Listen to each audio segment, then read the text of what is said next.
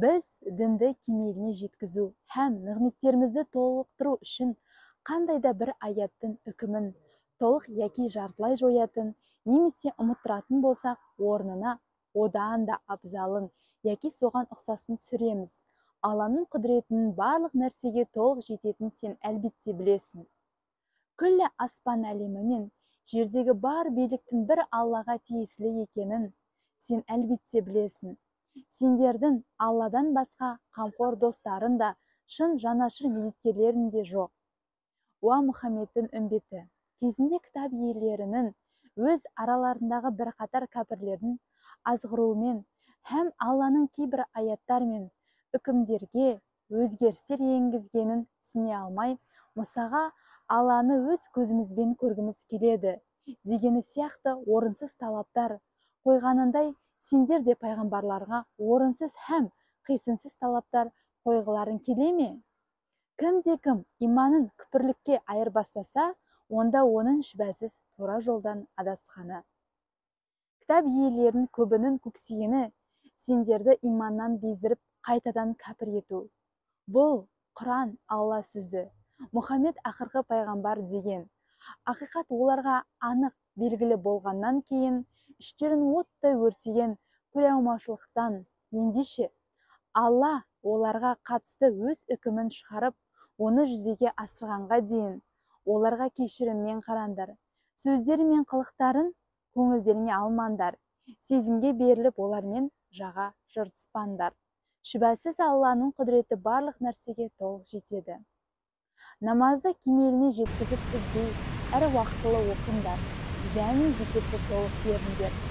Алланың разылығына бөлену мақсатында дүниеде өздерінің үшін қандай да бір жақсылық жасап, ақыретте жолдасаңдар, сол Алланың алдына барғанда міндетті түрде алдарына шығады.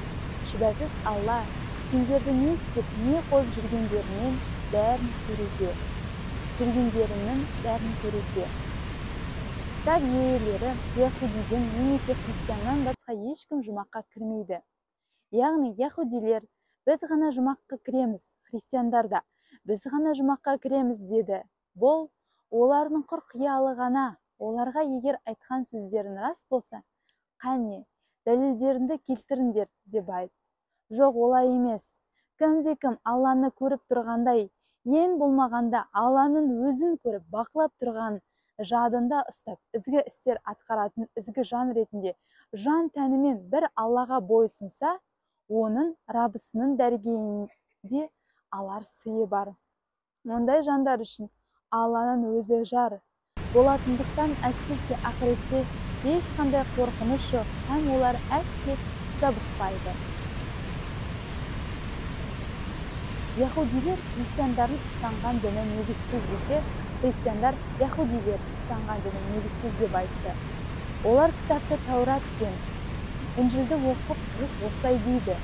Сондай-ақ діннен ілімнен бейхабар надандар да, яғни араб мүшриктері солардың айтқанындай Мұхаммедтің діні негізсіз деп орынсыз уәж айтады.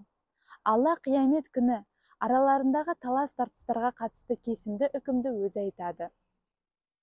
Алланың мешіттерінде оның есімін еске алуға, құлшылық етуге тыйым салып, оларды қаңыратып қою, әрі қирату үшін жанын салып, дамыл таппай шапқылап жүргеннен асқан залым бар ма? Олар мешіттерге қорыққан күйде ғана кіруге лайық.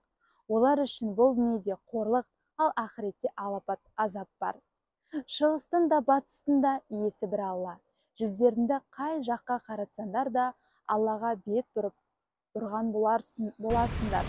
Шүбәсіз күллі жаратылысты мейірбіне бөлеген Алла өте кең, бәрін білетін шексіз білім иесі.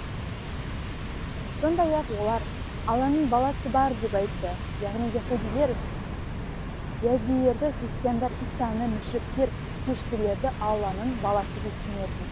Жоқ, олай емес. Алла мінсіз. Олардың айтқандай жаратылыс атаулыға мүлде ұқсамайды. Керісінше күллі аспан әлемі мен жердегінің барлығы Алланың иелігінде, барлығы оған құлдық ұрып мойынсынуда. Ол күллі аспан әлемі мен жерді ешқандай үлгіге қарамай-ақ жоқтан бар еткен шебер жаратушы.